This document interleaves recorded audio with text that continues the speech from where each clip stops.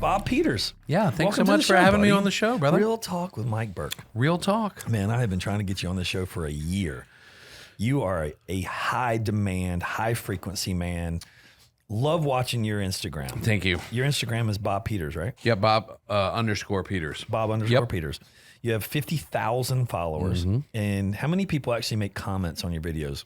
It depends on how good the videos are. I mean, honestly, like the ones that aren't that great, you don't get that much. But sometimes if it's something fun, and like there's a couple of mine have gotten some, like, for whatever reason, caught on a little bit, and so there's hundreds of comments and stuff on some of those. Yeah. When do you have time to respond to these hundreds? Not very often, but now social media is funny, right? For all kinds of reasons. But I think one of the reasons that it's funny is I think you can kind of help push them along a little bit. And so if you think you have like a really cool video, then you pay attention. Now, somebody could probably come on the episode 37 and be like, that guy Bob Peters has no idea what he's talking about social media, and I'll be happy to say I don't, right?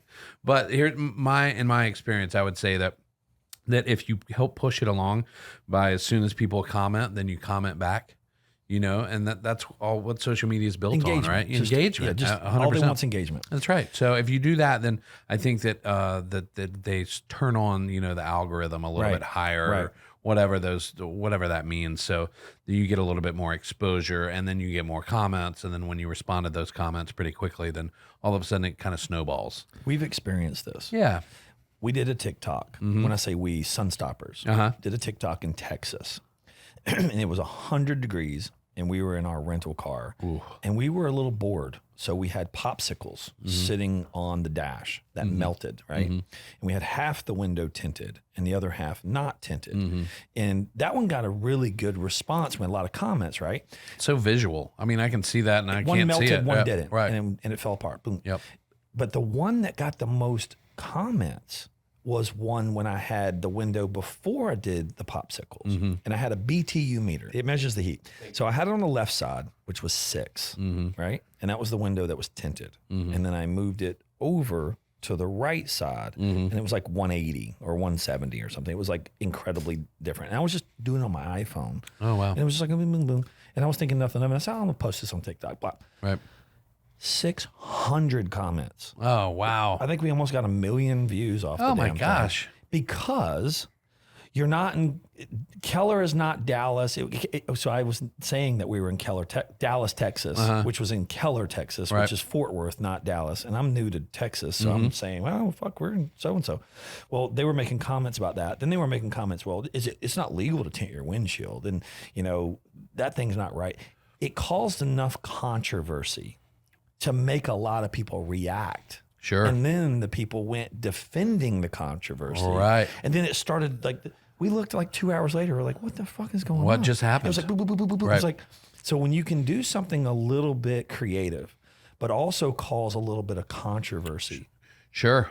that's when you get the engagement. Right. You encourage somebody for whatever reason to have a standpoint and a dog in the fight, right? It's like we're making an old fashioned with mezcal. Right. Yeah. It's like, what are you doing? No, that's delicious. That is delicious. Mezcal, good. Mezcal, real good. So Bob Peters, Yeah. you are considered a craft cocktail specialist Yes. and a mixologist. Yeah, I mean, I'm fine with calling myself a bartender. You know what I mean? Bartender. But I think bartenders pour beer. Well, I think that occasionally, yes, that is a fact. There's some times when you have to sort of differentiate yourself from like the person that makes the recipes to the person that follows them. Right? You know what I mean? Like I'm a lot on the creative side, especially these days. Did I tell you I got a new job? Yeah, you told me. We Amazing. were drinking together. That's right. We were at some tasting with 100 different. Whiskey After Yeah, Dark. Yeah, yeah. that was a lot of fun. Yeah. Yeah. I'm now the beverage director of Built on Hospitality Restaurant Group, which is Old Town Kitchen and Cocktails in Rock Hill, which is right by where we were. Yep. And then also the Goodyear House, which is here in Charlotte and North Davidson. So that's a lot Fun. of a lot of fun. And we might have some more projects coming. I don't Love know. it. I don't know.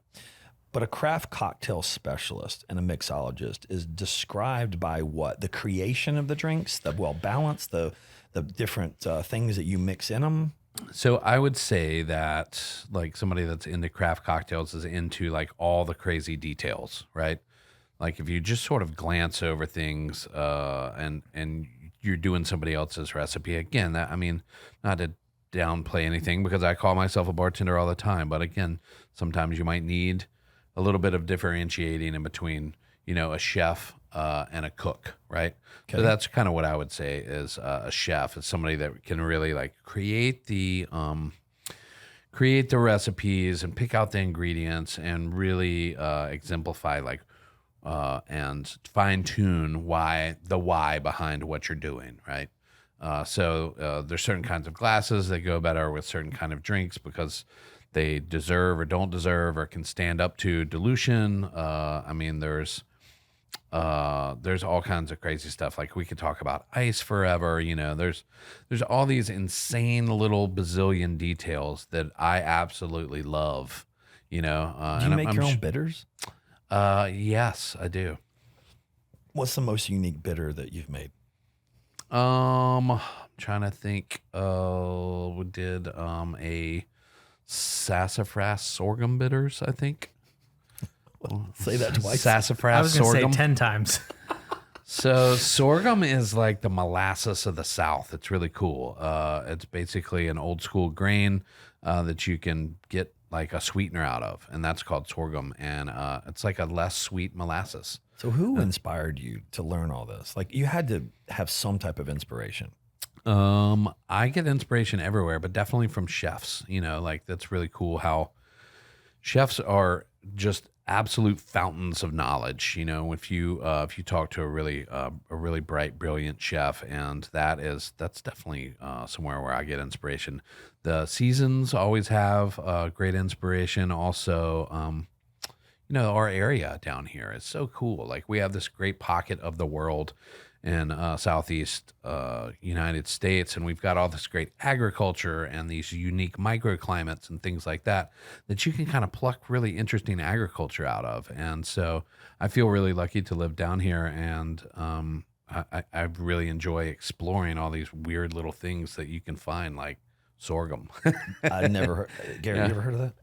So there's a horrible advertisement for Onyx sorghum, which is utilized in cereal. There's a North Carolina-based company that makes cereal that touts the benefits of Onyx sorghum. Really? Yes, Dude. because it's healthier. If It's a anybody healthier asks, sweetener. if anybody ever asks me why Garrett's on the show, it's this shit right That here. right This there? motherfucker knows like stupid shit. That's great.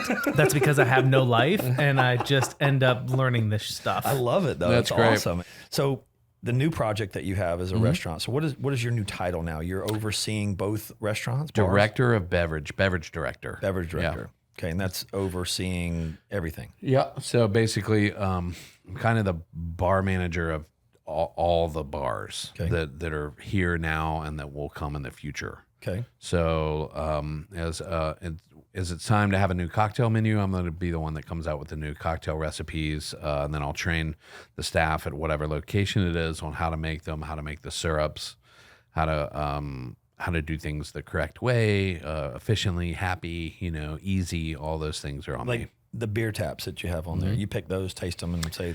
I honestly don't know that much, and this sounds crazy, but I don't know that much about beer anymore. Yeah. I don't, because I've spent so much time on the booze part of things that you know, I'll let other people that are more qualified to pick that stuff So I'm out do it opening a for me. bar. Yeah. And I want a menu of a diverse amount of cocktails. What would you say a good cocktail menu quantity would be? 4 to 7, 8, 10? Like if I'm going down and creating a menu for a new bar. You looking for something beefy? You know what I mean? Like you want a good selection, or you want it to be kind of streamlined? No, we sell hors d'oeuvres and peanuts and, you know, little bullshit knickknacks, and we're a cocktail bar. Like we're going there for the experience. So I would say probably that I would suggest to you that we have 10 cocktails, 10 custom recipes on on the menu for you. And then I would probably do like 10 classic cocktails too. Like that's one of my favorite things to do is sort of balance the new stuff with the old stuff, you know, the brand new creative things that I came up with tried and true classics also. And that kind of keeps people grounded and also gives them an air of comfortability. You know, if you know something on there, like the old fashioned, right? Like you were saying earlier, like everybody knows what the old fashioned is. I call that the club sandwich, right? The club sandwich. The club sandwich. Love it. Right? Because you go into a place and you've never eaten there before, and you see a club sandwich, you know what? Worst comes to worst, you're going to get a club sandwich. Right. And how bad is it going to be? Not that bad. Not that bad. It's probably going to be pretty good. And if it's really good, then what are you going to do? Next time you come in, you're going to be a little bit more adventurous, and you might try the pasta or the know Philly or whatever it is. Top 10. What are the top 10? Top 10 classic cocktails? Yeah. Man, alive. A lot of people that listen to this don't know that you and I have knowledge of craft cocktails. Man, that's But tough. someone not listening, what is the top 10? Okay, so I might follow up to that too. I might say, you know, of course, the old fashioned, of course, the Manhattan, the Sazerac. I would go Last Word, Friend 75. Let's see, what else we got? We've got, I would do something along the lines of, a Paloma. There we go. That's another one of my favorites. Where are we at? 6. Let's see, we did rum. Okay, so the Hemingway Daiquiri, 7. Gin, we did 2. The Last Word and the Friend 75. I did both those. Whiskey is old fashioned. Yeah. Manhattan. Rum, Manhattan. What spirits am I missing? Sidecar. Sidecar. That's one of my favorites. Yeah, for sure. Cognac. I love that. Vodka based. Vodka based. How about a Vesper? James Bond's martini. Yeah. I've never had one of those. They're boozy and delicious. Really? Yeah, Gotta real have good. an olive though, right? What? No, lemon twist. Lemon twist. Yep. Okay, got it. So that's 9. We got one more. What are we gonna finish with? Let's see, vodka, rum, tequila, gin, bourbon, mezcal. You can kind of substitute. Mezcal is kind of new to the ultra classic. Okay, how about let's do a punch. I love your punches. Yeah. Let's do some kind of punch. Sick. Whatever. Wondering where you that'll got that take black eye. anyone. The punch. That was not there. The one you did at my birthday party was amazing. What do you remember what that was? I do not. Yeah, it was great. I I don't do know not. what it was, but it was tasty. Actually, I do remember what that was. That was I think we did bourbon and an apple cinnamon It was tea, apple maybe. cinnamon tea. Yeah. It was Fresh orange and lemon, Yes. and then prosecco. It was insane. I do remember that. It was incredible. So sorry. No, go ahead. No, Because Bob's on this kick of listing, classic cocktails, which is funny because I knew maybe 5 of those 10. And even though those are classic, I have in my own head. So we've talked about, what it would take for someone to open up their own bar. What about someone who has their home bar and is starting to host events and parties? Just a couple cocktails that somebody should be really good at. Okay, so we can go back to that same list. I think the tequila cocktail, the Paloma, is a wonderful one to have in your repertoire. Of course, the old fashioned or the Manhattan. I think those are great. If I you like want the gimlets now. Gimlet, yeah, I kind of of course. love the gimlets. The Friend 75 with gin, fresh lemon, a little tiny bit of simple and prosecco. That's a huge crowd pleaser too. A classic martini, gin or vodka. I think that one works really great with just a little bit of nice vermouth in there and stir it. Don't shake it, stir it. My favorite drink 2 years ago was the whiskey sour with amaretto with egg right. white. Mm-hmm. Interesting. Couple years ago, I had a guy at I think it was Cowbell downtown, and I was there, and I was like, man, whatever, you want to try whiskey sour? He said, sure. And he goes, do you want to try my whiskey sour? And I'm like, absolutely. And so he makes it with a half ounce of amaretto, and he does a little bit of the cherry juice on top, but he did an egg white on it. And man, I must have downed 4 or 5 of those. It was like candy. And I said, dude, you got to write that down. So when I got back home, I actually practiced that drink, and it's now still one of my classic All right. favorites. That's so good. I think that's a date, right? It's a great. I mean- yes, absolutely. We're making that happen. So when you started doing cocktails, how old were you in Charlotte when you started this? Like what originated you? I probably started bartending when I was 22 Okay. Where was that at? at a little place called the Elizabeth Pub. Yeah, Elizabeth. Elizabeth Pub. It's not there anymore. It's a parking deck for CPCC. But it was a really cool story. That actually was the building before it was a bar. It was a little Italian restaurant called the Opera House. And my parents took my older brothers and sisters there out to dinner when they announced that I was going to be born.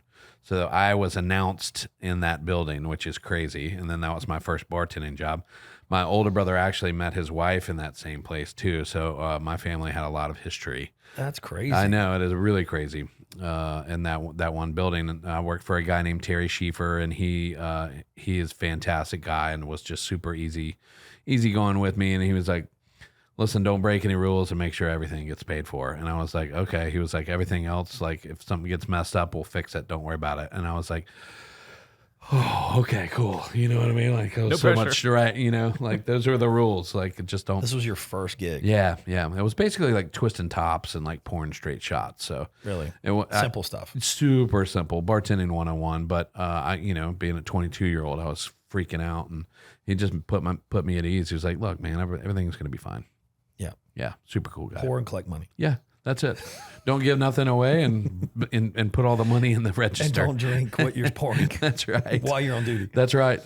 Did you get discounts? Did you actually get free drinks after work? or anything? No, but it was super cheap. It was a super cheap place. I talked him into running a special on Wednesdays. That was my claim to fame. I was like, "Hey, I think I can get some more people in here," because it was dead. Like, it was dead. We would do like sometimes I Couple think $100. yeah, like a couple $100 in sales. Like, I remember a night where there was like $150 in sales, and I was there like all day.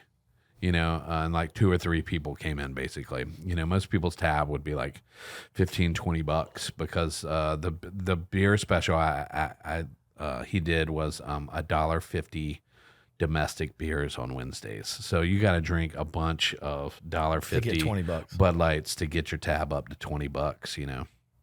So what did you do on Wednesday to get more people in? We did that $1.50 domestics, and we did free pool. Free pool. We opened up the pool tables. Oh, and that brought them in. They brought them in. How about that? I mean, if $1.50 beers isn't cheap enough for you, then free pool will get you. When was the transition to your next job? So then I started working after that. I started working at, let's see, where's the next place I worked at? Worked at kind of a fancy restaurant on the East Boulevard called the Porcupine Cafe for a little while. Started off bussing tables there. I think they put me behind the bar a couple times. And then, let's see, I started working at a place called Fat City, which was in North Davidson, right on 35th and Davidson Street. That place was wild and crazy. Noda back then was just the wild, wild west. And then, let's see, Tudamundo's, Thomas Street Tudamundo's, Tavern. yeah. Yeah. Like I tell most people, I've either served you a drink before or lived beside you. I've been doing this so long in Charlotte. You know what I mean?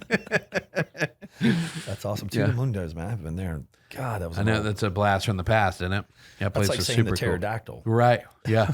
Right around the corner. It I wasn't know. that far away. I know. Yeah, exactly. Now that's awesome. So when did you actually dive into making a craft cocktail? So that was when I started working at Pisces. Pisces? Yeah, Pisces over at Midtown. It's a sushi place. And one of my best friends, Brian Lee, he was the owner. And before I worked there, he came into, I also worked at Soul years ago. And he came into Soul. You worked at Gastro? Yeah, absolutely. I was working there, and Brian Lee came walking in, and it kind of freaked me out because it was about 11 o'clock at night, and Brian doesn't drink. So I was like, "Oh God, is everything okay?" And he was like, yeah, I just got to talk to you. He was like, "I need a cocktail menu." And he was like, "I want you to do it for me." And I was like, "Okay, well, I've never really done a whole cocktail menu before. I've done a couple of drinks here and there, but okay, I can do anything, and I'll be happy to help you. You're one of my favorite people in the whole world." And so I sat down, and it took me, probably a couple months, and I'd just sit up, and go down the rabbit hole. I read cocktail books and just dug into the internet and found crazy videos and all kinds of stuff, and realized that, You know, like you kind of have to do several things in order to have a really cool cocktail program. One of the things you need to do is have a balanced menu. You know, it can't have 10 bourbon drinks on there. You know what I mean? That's not fun for people who drinks gin, you know?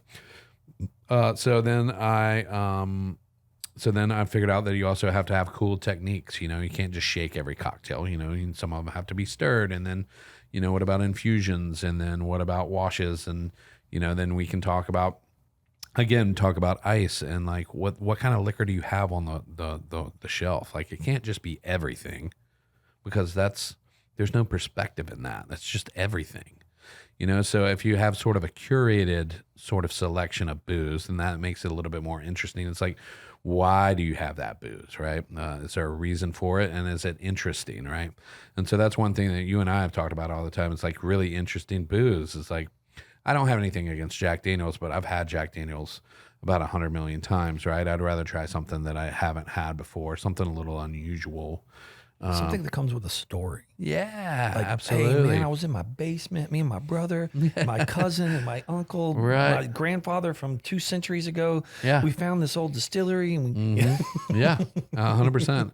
I mean, that's like the bottle of wine, right? That you have at dinner when you go out. You know, you're gonna buy the bottle of wine that's like from somewhere in Northern California, or are you gonna drink the one that was made by the old couple who finally bought their, you know, their Lived in retirement, Croatia. right? yeah, and they only imported You know, 12 barrels. Right, they of- lost touch in between the time they were in kindergarten and, you know, the Yeah. time they were seniors in high school, you know, whatever. Like, give me the romance, you know, romance me a little bit. I love that. Yeah, for sure. Garrett, do you like wine? I do. I pretty much drink anything. It's funny, actually. Gin is one of the few things I'm not really a fan of. Well, if you had our ginger gimlet, you would change your mind. I've had that. I had that at the house, and that was pretty money. good. That was money. My ginger gimlet we had in Japan, we had to recreate the recipe when we got back. It was delicious. Sounds delicious. It was. We're supposed to be making one. I'm ready for it. Let's go. He's thirsty. I'm thirsty for the ginger. I need my ginger, man. Anyway, so we ended up going to Whistle Pig together. Yeah. One of my favorite experiences. Oh, ever. 100%. That was insanely And cool. to taste all the different barrels and the uniqueness of how they taste. Garrett, have you ever been to a tasting of like whiskey tastings? Actually, yes. When I ran the Watch Club in Winston-Salem, there's a distillery there called Broad Branch, and we had the whole distillery to ourselves, and we did a tasting straight out of the So cask. much Yeah, fun. straight It up. was so freaking cool. We were up at Whistle Pig. We had the It was pleasure. not that cool. This place was like a little hidden gem, man. Like you're up there and you're like, this is Whistle Pig. It's like a couple buildings, and you look around and you're like, kind of cool. But It's like it was a total farm, you know? farm. Yeah. It was a farm in the total middle of farm. nowhere. Yeah, it was insane. But we ended up having a tasting for Drew at Southern Spirits. Became really close friends. Had him on the podcast. Love him. Yep. And find out you were going. Yeah. And I was like, no shit. He met you at my party. Yep. That's right. And so it was like, I want him to go. And I'm like, hell yeah, let's go. So we get up there and there's these, I don't know, they brought like little glasses that they went and got the barrel and filled up glasses. They filled up all your little samples and everybody gets to rate, 1, 2, 5, what it is. And we all unanimously, it was yourself, it was me, Levi, Keith. and Audrey. Yep. And we were all tasting. We all unanimously picked the first one. It was all like, yep, golden home run. Right. This is the one. That's a crowd pleaser. Crowd Everybody's going to pleaser. love that. Yep. And then we had a go-to between second and third that were like, they were okay. They tasted good, but nothing stood out like overwhelming. And then come to find out they were going to maybe get a third barrel because I guess Keith called and said, Bob really liked this other whiskey. And he really says it kind of tastes like dirt. Earth. Actually, I said earth. Not dirt. Same thing. So Keith calls Drew and is like, fuck it, get another one. Yeah. And then Keith is like, if they don't like it, we're just going to put Bob's name on it. So it's not Southern Spirits pick. It's Bob's pick. Won't ruin us. It'll if ruin people him. don't like it, they're going to be like, Bob picked that one out. So we can blame him. He's the scapegoat. We ended up picking up 2 of those. We ended up getting a couple bottles. The last one we just picked up was the one that was number 1. It was funny because the last pick was like the first pick. Right. The first one that we get, like backwards. Yeah. It was crazy. But we just got the other one at home. And what they ended up calling it, they named it something. Didn't they? I don't remember what they named the other ones. It was V&M. What was that for? Oh yeah, it had so good. Ooh. It had like a vanilla maple feel. It was so good. It was delicious. As soon as I got home, I opened it up. It was like, yep, really good. Yummy Stuff. If you're having a party and you wanted to have a bourbon whiskey out as maybe 2 picks, not super expensive, but just something that's uniquely well balanced for people to drink. I'm a huge fan of Small Batch 1792. Okay. I think we've talked about this before. It's what I go to as my daily sipper, and I don't feel guilty about spending, somewhere around $30-$35 a bottle for my daily sipper. Because I can have a couple of drinks a night after I get done with my day, and if you have 2 a night, then that takes about a week to go through. So that means that your bottle, $30-$35 a week, that's not bad. No. And then if you do that every week, now we're talking about, let's see, $120 a month, still not too bad, right? It doesn't make me feel guilty for spending that money. So that's where my daily sipper fund kind of is, in that sweet spot. But 1792 is that for me. I think it's probably like and I hate to say this in public because I don't want it to be more expensive, but it's inevitable, right? All the good stuff just shoots up. So I think it drinks like a $60 or $70 bottle, and it's not too hard to find, and I think it's very well balanced. So you can sip on it, you can make a great cocktail with it, you can put it on the rocks, whatever you want to do. I think it's special. One of the most underrated whiskeys, in my opinion, is Makers. When they do their special blends, they're like special unique picks. Mm-hmm. I've got about 10 of them, and there are a few that I taste that are like, this isn't Makers. Like, right. I don't know how much they are. They're like $60 or something, but they do those special picks, barrel picks. Yep. They're just, some of them are really good. 100%. I love their cask strength Maker's Mark too. Yep. That's my favorite. Yep. Really delicious. My go-to is Maker's original for my whiskey sours. So my Right. whiskey sours, Maker's always. And it's just, to me, a good balanced whiskey that's good for mixing. Yeah, 100%. Tequila, what's your favorite tequila go-to? So same thing in that daily sipper range, Milagro. Milagro Reposado is my Really? favorite. Yeah, it's amazing. It tastes like vanilla with a little tiny bit of chocolate in there. And this sounds so corny, but it's got the slightest whisper of tobacco in it. Really? It's beautiful. And Say it again? Milagro, Milagro. Southern Yeah, 100%. Milagro Reposado. It's Milagro. Spanish for miracle. Which I think that's cool That too. is cool. Yeah. And in that same price range, $30-$35 a bottle. Mine right now is the Four Copas. I don't think I've had that. Okay, so let's get that out real quick. It's can you get that, Garrett? I got it. Garrett. Oh, you can get it. It's the one up the top, far left. I want you to taste this one. This one is one of my favorite right here. It's the Four Copas, yeah. Right now, this is my go-to. Everyone that has ever had this is like, whoa. It's like $60 a bottle. It's nothing like super expensive, but it's super delicious. Have you had this one, Garrett? I think we had probably a while ago, but I'll never turn down a Well, get your butt over here and get you some of this, buddy. yes, boss. I love to get a bartender's mixologist opinion. And as you hear, my daily sipper is like $35. Yeah. He has access to fucking everything on the planet. But he rations it out. Well, if I'm going to drink 2 or 3 a night, every night for 7 days, it's 100. He's got it formulated. It is.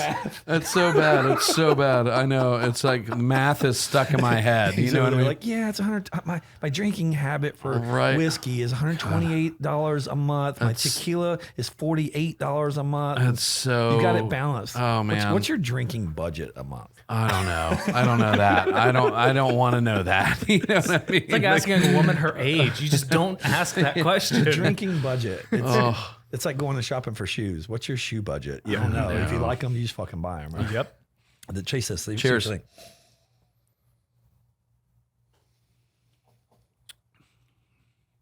Oh, that's lovely.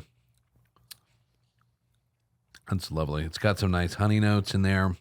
Definitely very grassy for that agave. It's got a nice finish to it, but it's clean. Little bit of smoke and vanilla at the finish. That's great. That's delicious. Yeah. Like my go-to right now. That's lovely. Yeah.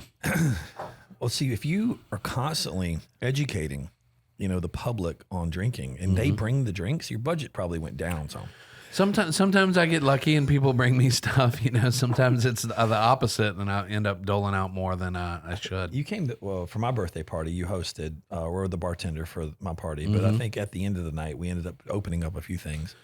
We did, and I was trying to be very careful not to drink too much. So I took tiny sips, and I was like, "All right, man, I got to get out of here." There's a certain level, Otherwise, I'm spending the night. of when your mind goes from like 2,000 RPM to like 6,000 RPM, and then it hits red line. I was at red line, so I was like, "Open whatever the fuck you want, man. It's my birthday. Open it." There's like a really expensive bottle of tequila. I think you guys opened. Like a really It was like expensive bottle. $2,000 Yeah. bottle. Yeah. I was like, man, all right. I opened up Pappy's, $2,000 bottle, the black Clase Azul. It was, who cares, man? When's your birthday? Why It was buy all it? it's all the memory though. Well, if you can remember, it's all the memory. That's one thing Drew told me. He's like, even because he was one that gave me the Pappy's, I bought it from him, but I bought it like fair market value. Sure. Right? And he comes over and he goes, he sees me at the party and he's like, "You bought this for me, you bought that for me." I was probably put $20,000 over there. And I'm not kidding. And he's over there and he's like, "It's your fucking birthday and you're sharing all this stuff with your friends." He's like, "You're my kind of guy." Yeah, exactly. He's like, "Buy it to drink it." All right. So- I mean, you can't have your cake and eat it too. I mean, there's a few bottles I do keep that I'm not going to open. There's Which a ones few. are? Wait, okay. Which ones are those? Now I got a question for you. Which ones are those? So I'm collecting the Boss Hogs, and I've got 4, 5, 6, 7, 8, and 9, and I've got probably 2 of each of a lot of them. And what happens is that when I get 2 of one, Yeah. I Now open you can one. open one. You open Yeah, one. 100%. Yeah, so I that's get it. I'm the same way. And then we've got the new one that just came out. What's number 9? Is it called 9? Right. And I have 8, 7, 8. I have 8 of them now, and they all have different toppers. The little what are they called? Pewter toppers. We went to the place where Yeah. they make the toppers. Yeah. Well, on number 9, they made 9 different toppers for the Boss Hog. So you're trying to collect all of them. I have 7 or 8 of them. I have 8 of the toppers, so I'm missing number 9 right now. So if anybody's listening, That one's going to my cost God. $1 You have one million. duplicate. So you have I- have 9 bottles, but you have a duplicate of one and you're missing one. Yeah. And it's the one that they made the fewest of because they And we- didn't make the same and we number. have opened it. So the thing is, Drew, he knows I love Boss Hog, so he texted me a picture and said, "I've got you one." Yeah. And I said, "You mean you got me 2?" So Right. he actually saved 2 for me on the Ah, back. that's He great. only got 3 for the whole year. Wow. And so I bought 2 of them, and I said, when I get 2, if you sell me 2, I will open one in the store. And I shared it with Keith, I shared it with Levi, I shared it with him, and I did. Yeah. I opened it right in the store, and I shared it. Who's crazy enough not to let sell you the 2 bottles? You know what I mean? He's going to let me try it. Yeah, sell it to that guy. That guy right there. He texts me when he gets like the stuff he can't sell. Sure. Well, now Levi's on a mission. So Levi, everywhere he goes, he looks for these Boss Hogs and he gets them to open the box to see what topper it is, and he'll text us. He has our list of He just brought 2 everyone. back from That's Georgia. hilarious. Oh, Levi my actually gosh. brought me back 2. Amazing. Yeah, and Audrey actually cashed out the money, so Audrey actually owns 2. Yeah, I have 2. Yeah, she owns 2. She owns you have 2. 7 and I have 2. So let's get this really clear. So the thing is, I better buy them now before they keep going up. And down. Yeah, you got to get them now, right? She's gonna turn around and hold them hostage. Well, it's not fair. right. They're going up in value because you keep cornering the market. That's right. They didn't make that many. Like it's that's crazy. But it's something to collect. I think Yeah. but the thing is, if you go on some of the bourbon warehouse like .coms or whatever they're called, and you see the Boss Hogs, they're going for $9.99, $1,099, Yep. and insane. they're $5.99 regular price. Right, when you get them. Yeah. Right, market value. Right. And then they double in value like the first year because they're limited production. They don't make them anymore. That's crazy. That one out of everyone, I've ever tasted. Because I opened 4, and then I opened like 8, and then Samurai, and I opened a few of them. Yeah, which one's your favorite? The newest one, the 9. It is incredible. And what flavor? It has like it has a unique flavor to it. What was it? It was like It's finished in licorice. some. It's a Greek fig liqueur and some herbal Greek liqueur. Wow, Both. that's cool. I It's like that one, and I insane. also like the Magellan's Atlantic. I think that one's number 7. That's my favorite. yeah, that one's good. I've got one Boss Hog. I've got one of them, and I can't remember which one it is because I just put it. It's in the box and it's on my shelf, and I don't paw it too much because I'm afraid if I keep touching it, I'm gonna accidentally open it. I'm gonna be like, oh, whoops. You know what I mean? Oh, look, a perfect pour. Right. This one right here is the 4th one right here. That's the what's that? Black Prince, and this one is the Samurai. Samurai. Yeah. It's right there. It's those aren't. Which one's the Samurai? What number is that? 6. 6. I think I might have the 7. I don't know. I can't remember. I can't remember what it looks Magellan's like. Atlantic. Oh, I remember. It was a Matador. It's a Matador. So it's like finished in like Spanish oak or something like that. I think it's Magellan's Atlantic. Yeah, that's Magellan's Atlantic. With it looks like a Matador shaking his Yeah. cape at the bull. Yeah, I mean, it was like the circumnavigating the globe, but it was Magellan. So Right. yeah, that one's my favorite. That I love that one. I'm waiting to get a second one before I can open up the first one, just like that. Because otherwise, I'll drink it all. We have them open, so if you want you wanna to come ever over? come over for a cocktail, Yeah. like we've been trying to Yeah. have you come over for the past 3 years Listen, I've been over to y'all's house twice. We're gonna for parties, you need to just yeah. come for Yeah. a chill evening. chill evening, just hang out. Got an Uber over there, Yeah, though. definitely. Yeah. Tasting. I'm not that crazy. That's Yeah, why I had to be careful. Well, what we need to do is we need to do a review Ooh, that'd be fun. of these and do them on Instagram live. Oh my God. So just do a review, and then we just taste them. Boss Hog tasting. Boss Hog tasting. Yes. And we go from, Whistle Pig 10, 12, 15, 18, and then we go straight into the Boss Hogs. And we just do a tasting, and we rank them. Can you imagine how funny it would be? The first one would be like, oh, well, this one is quite lovely, Mike. I really enjoy this. And the last one would be like, shibber-doo-doo-murder. This one's wet. It's so whiskey-y. It's like a pig in a bottle. I could quite literally taste Kentucky. Oh, it was made in Vermont. So Vermont. That's right. Yeah, I can Garrett, still taste Kentucky. we have to do it in reverse order. We have to start Boss Hog down. The 10 tastes great, guys. I don't know what you're talking about. That's right. You can buy this one in the store. That's so funny. Yeah, I forget that. We're going to Farm start. stock rye. Right. Yeah, mix that with your lemonade. That's right. Cool. What are we drinking here? This is my man. favorite. This is so good. Is this I one love my- this one. this Cheers one to is my that. Thank you. favorite. This is actually my creation. This is the So ginger. what's in it? Say exactly what's in it again. How do you make it? So he can learn your recipe. I'll give him the recipe. No, he's got to learn it right What now. is it? Memorize it. It's Sipsmith gin and the King's Ginger liqueur. Yum. My super special secret recipe ginger syrup, Yes. St. Elizabeth's allspice dram, ginger bitters, and lime juice. It started as a gimlet it's and it perfect. kind of evolved through Called the GG. a bunch The of GG? steps. The Yes. GG. That's fantastic. I'll drink 38 of those. Yes. I'll take 2 more, please. Nothing better than a great cocktail, There's man. really not. Yeah. I mean, this right here is one of my favorite. It's of all time. delicious. So, you never told me when you made the menu at Gastro for your buddy. Yep. You never said when did you go and actually get to a bar and say this is my craft cocktail bar. This is where I'm making the menu. So that's- I'm the man, and everybody's fucking coming to see kinda- Bob Peters. It kind of happened there. So after I finished the menu, I was like, okay, it's done. And he was like, great, let me see it. And I was like, all right, this is not normal. Okay. I was like, this is really cool stuff. And this isn't normal techniques. Like you've got to really finish off, like do the things the proper ways in order for this drink to like really taste good. You know what I mean? And set the cocktail program, way up here. And he was like, okay, what do you mean? I was like, so you got to trust people that are actually going to be able to do these things. And some people that need how to stir the right way and strain the right way and muddle. And, do all the things and, do it the right way, like that's important. And so he was like, okay.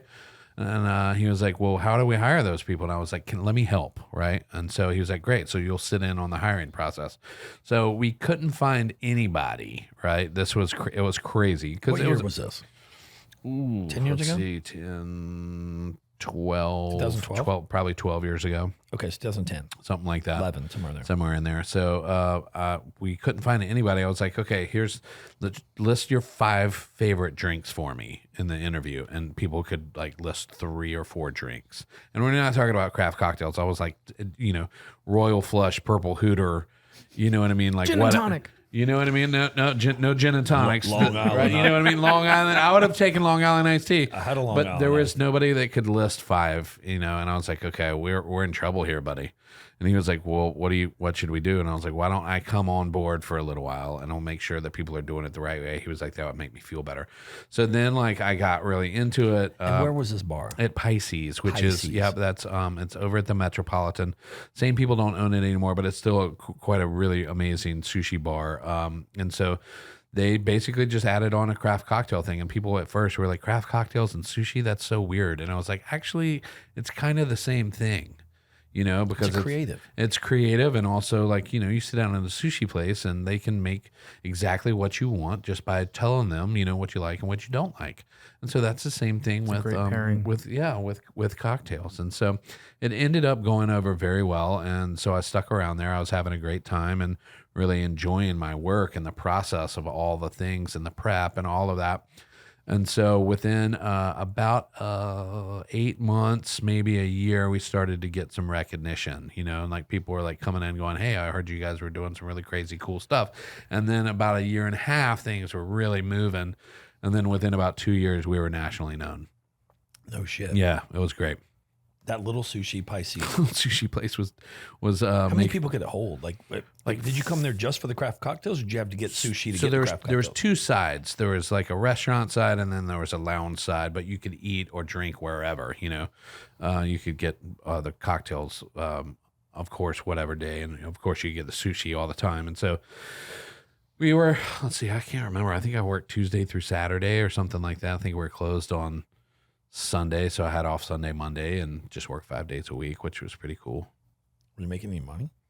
Yeah, man, enough to get by, but it was slim pickings, there for a little while. But my wife is an amazing lady, and she was just like, listen, why don't you make yourself like the expensive guy? You know what I mean? Like you guys like don't do cheap stuff. Why don't you just set yourself apart by doing really expensive stuff? And I was like, okay, well, and the owner loved that idea. He was great with that because he'd rather you drink, a 4 ounce cocktail over 20 minutes that cost, $15, which was a ton of money back then for one drink, as opposed to somebody drinking on a 6-7 ounce glass of wine for like 12, So everybody was happy and it was slim pickings. But after, I got really good and very well accepted and national recognition, and people were doing longer layovers in Charlotte to come by Pisces. Yeah, That's cool. Yeah, it was very cool. I was very flattered and written honored. up in any magazines? Yeah, quite a few, including a couple bartender magazines and some publications. And then all of a sudden, once all that stuff starts happening, then you get bigger and better opportunities. So that's when the Ritz-Carlton came knocking on my door. The Ritz-Carlton knocked on your door. Yeah. Get the freak out of here. Yeah. Who came? So one of my buddies who I knew for a long time, Carlton. right, yes, his first name was Ritz.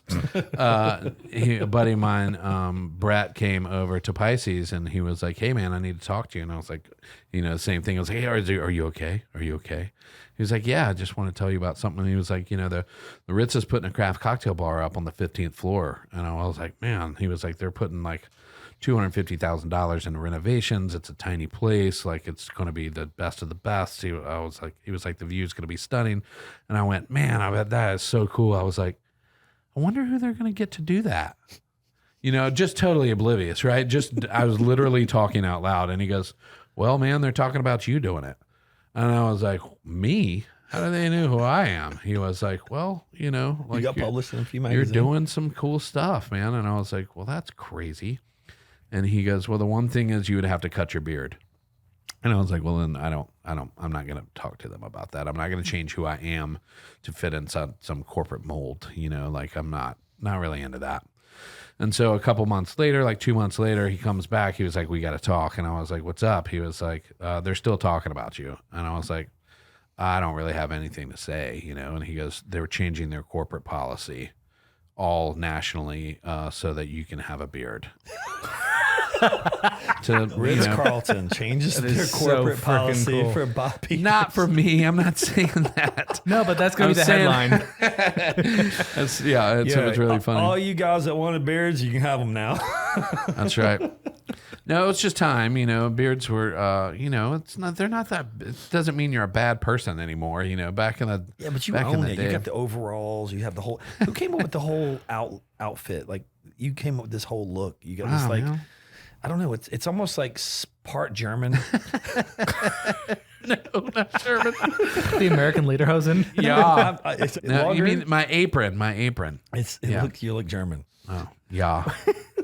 So here's a killer question, because a lot of places are doing craft cocktails now. There are a lot of bars that are specializing in it, and not all of them are great. Bob started it. It's his fault. My beard started it. Yeah. When someone walks into a bar that is specializing in craft cocktails, what is something to look for to see, like just visually, to see if they actually know what they're doing? You mean the bar or the guest? So if a guest is walking in Right. and I've never been to this place, Okay. I'm taking someone there for the first time. Heard good things. I would say, What should someone look and for? This may not be the popular answer, but I personally look at the liqueurs that they have. Okay. Right. So if they've got like a couple of the basics, like green chartreuse, yellow chartreuse, like Luxardo maraschino liqueur, creme de violet, like some weird and unusual stuff, that they probably are using it, which is a really good sign to me. Cool. Like that to me is Look for the unique stuff. yeah. Yeah, and the only reason I know what green chartreuse is because of the last word. Yeah. It has green chartreuse in it, and that drink right there Yeah. will mess you up. Yeah. That's one of my favorites. I mean, I'm telling you, it has 4 liqueurs in it, right? It's gin, typically, Luxardo, green chartreuse, and a little bit of fresh lime juice, typically. So 3, Yeah. but it's all booze. Pretty much, it's all booze. Yeah, it's a strong drink. Yeah. I mean, it's called the last word. Green chartreuse is like 110 proof.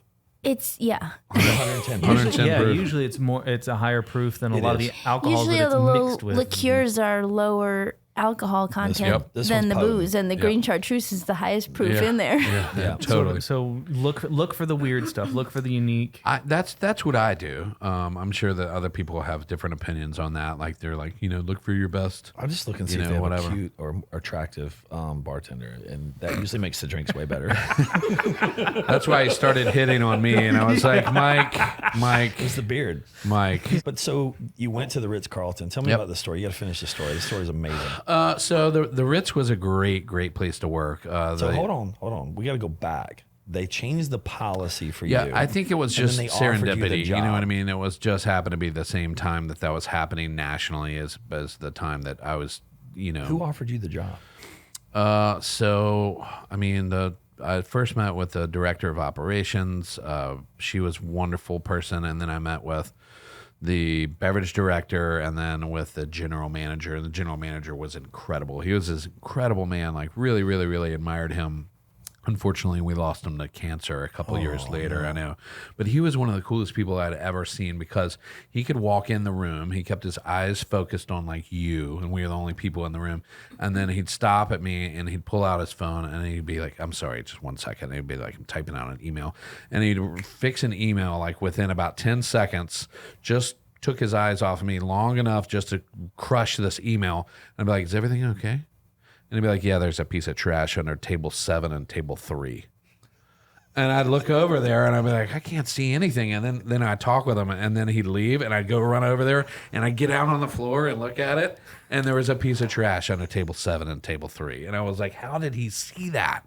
It was really, really incredible. His attention to detail was like something I've never, ever, ever seen in my life.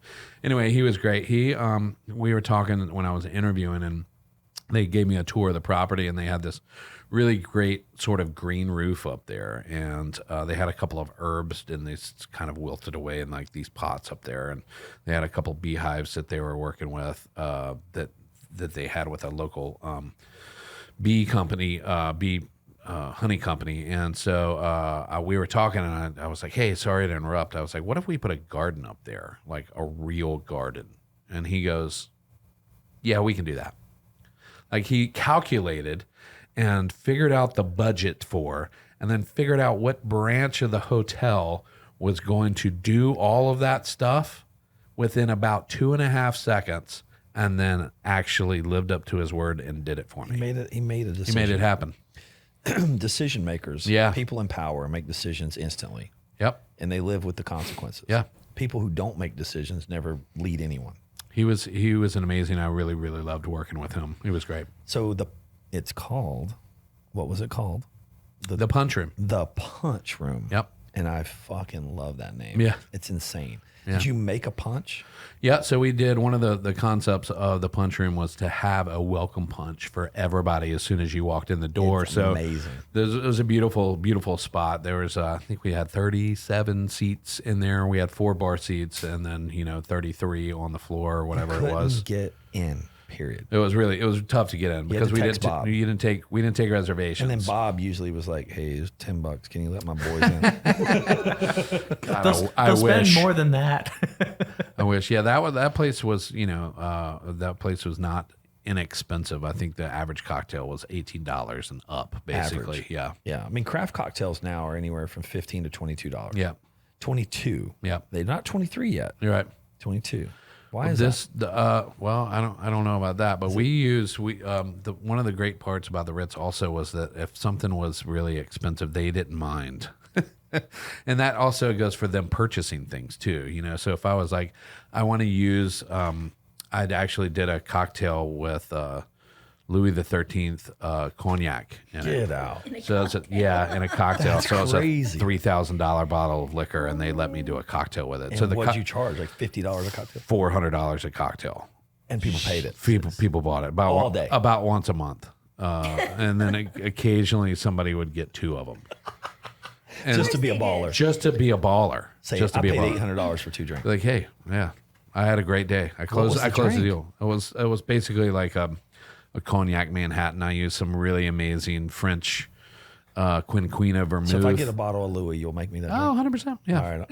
Add that to the list. Yeah. I'm gonna get one of It was great. It was great. about It that actually one for a minute. made it on the cover of a magazine. It was the title of the magazine with the $400 cocktail. Get the freak Yeah. out of there. That's insane. Yeah, it was cool. It was You a didn't know lot you of were fun. sitting with a celebrity, did you? No, this is pretty badass. I have to say. So here, this is one step further. This is really cool. So one day, there was announced throughout the hotel that the CEO of the entire Ritz-Carlton Corporation was going to be there on, like, I don't know, June 5th, whatever. You know what I mean? Whatever day it was. And so everybody started freaking out, man. Hervé Umler was coming to our hotel, our location. People were losing their mind. It was hilarious. Like they had the funniest conversations just with like the I don't know, the housekeeping people. They were like, listen, the batteries are out in room 702. And if you don't change those batteries by the end of today, and Hervé is coming 3 weeks from now, You're fired. then there's going to be consequences. There cannot be anything wrong at all In the whole hotel. in the whole hotel. And they treated it like it was the end of days. And sure enough, everything was perfect the day of. And they were like, oh, by the way, Bob, Hervé wants to come in and sit in the punch room with his wife. And he's busy that day, so we're going to open up early just for him. And I was like, okay, No big deal. whatever. What's he what I want mean? to drink? Right. I was like, I'm gonna charm this guy's pants off, right? Did you? Oh, 100%. Yeah. And so he started, like, I was talking to him and his wife, and they were beautiful, wonderful people. And he had this beautiful, cool, like thick French accent. It was hilarious. And so they were sitting there, and he started like just gazing off, and I was like, oh man, I'm losing him. So I started talking more directly to him and asking him questions. So he had to sort of snap back into the conversation, and he interrupted me in a very polite way and said, you know what? we need more people like you in this hotel. He was like, what you're doing here is fantastic. He was like, have you ever heard of the Cayman Cookout? And I was like, no, what's the Cayman Cookout? He was like, we do this huge world-renowned food festival in the Cayman Islands, and you need to be there. I was like, okay, tell me more. He was like, have you ever heard of Eric Ripert, who's one of the best chefs in the world? I was like, I have. He was like, Eric Ripert hosts this with his best friend, Anthony Bourdain. Anthony Bourdain is another one of our hosts. And Emeril Lagasse's there every year, and Jose Andres, and some of the best chefs in the entire world. And we have to get you down there immediately. And I was like, okay. He was like, do you have your passport? He was like, I said, I'll have it tomorrow. Yeah, so that's... You extradited a passport. Oh, yeah, very quickly. And so the next January, they sent me to the Cayman Islands, did for the next handful of years, and then to the south of France a couple of times, and all up and down the east coast of the United States to help out with properties and cocktail programs. And it was a lot of fun. So you helped the Ritz-Carlton get their program up. Yes. Except the one in Japan. I was scheduled to go there. I'm telling you. I was scheduled to go there. I was just in Japan at Niseko, and it was the worst. Was it the one on top of the mountain? The nest on top of in the harbor? Yeah. No. This was in Niseko. Oh, no, in Japan. This is the resort where the that's cool. Where the snow, I don't know, the mountains. Sorry, that's cool. The snow. It's where the snow was. Ski resort. That must have been beautiful. I've already had a couple of drinks. It's where the freaking snow was, man. I don't know. Japanese snow. So that must have been beautiful, though. Was that not great? That had to have been great. My God. It was amazing, and the only letdown of the entire resort was the bar. I'm not It kidding. sucked. It sucked ass. I literally begged if we could make the drinks. Yeah. It was so bad. So what happened to the Punch Room? What exactly happened? So You were there, 4 or 5 years? 4 years. Eventually, I was ready to do something different. You know what I mean? As much fun as that was, it was just time to do something different and strike out on my own. And so I figured I could do some consulting work. So that's when I sort of jacked out and started the consulting company. I've been doing that for the past, I don't know, 5 or 6 years or whatever, however long it's been, which has been a lot of fun and been great for me and my family because I've actually been able to be at home, where Right. my daughter has been growing up. She's 13 now. She's a dancer. Yeah, she's a dancer. And so it's been great to be able to see and hang out with my wife and my daughter again, and COVID multiplied all that. And if we're going to take good things out of bad situations, then that definitely was one of those good things you can take out of it. It's just spending so much time at home and, reconnecting with family and what the important things are. So that was great. But, as life turns and goes on, it's time to do some more stuff. And I was itchy to sort of get back. And so when the guys from Built on Hospitality came talking to me, I was like all ears. And it's basically a dream job again. I feel very fortunate to be involved with them, and I can't wait. Dude, thank you for being on my podcast. Thank you so much, man. Dude, I had a this great is- time. This is fucking awesome. Yeah. Bob Peters. And thanks for the drinks. The drinks were fantastic, too. Were they? We have a good bartender. 100%. I have a really good bartender. Amazing. Yeah, she learned from the best. Ah, You. you. Me. I'm the buyer. I'm the financier. Oh, man, that's good. So when you want to do a live Instagram, I will get one of my YouTube followers out here, and I'll get a big, maybe get Levi over for Southern Spirits. Sure. And we'll just do like a big little tasting. Just do a tasting? Yeah, like a live tasting, and go through, and You got it, brother. You just let me in? know. Yeah, of course. that'd be fun. Let's It'll do be a that. lot Be of a fun. blast. Yeah, we'll start with the Boss Hog, like whatever, and then go down to like whatever. We gotta start with a palate cleanser like Jack, and then Yeah. then you work into those things. We'll have to take like an intermission and have a sandwich. Club. A club. I'm in. Bob Peters. Yeah. So Bob Peters, you find Bob_Peters. Yep, on the Instagram. On the Instagram. You still do private parties? I'm not saying no to it, but like as of right now, I'm still trying to settle into my job. So just trying to devote as much time and energy to that so that I'm, Are you still being. making any cocktails? Yes, I'll be sort of popping in behind the bar occasionally here and there, but not on a regular Are you basis. still doing exactly. your Meet with Bob free seminars? The cocktail class? Yep. Yep. Actually, that's I'm glad you brought that up. I'm doing the People's Market, which is on Elizabeth Avenue over by the hospital. I'm doing that every second Saturday of the month. So the next one is on the 10th of June coming Garrett, up. If that 10th of June. 10th You of can June. go That's to really cool. It's a Bob. free cocktail class. You come in, get a sample, a couple of things. I show you how to make some simple cocktails that you can do at home with the spirits that we're trying. And then I just started doing another cocktail class in Rock Hill on the second Friday of every month at our location there, which is Old Town Kitchen and Cocktails. So if you're Rock Hill folks or it's a little closer down there, come see me there. What made you decide to do these cocktail classes? I love to share I love to share my passion, you know, like I really do.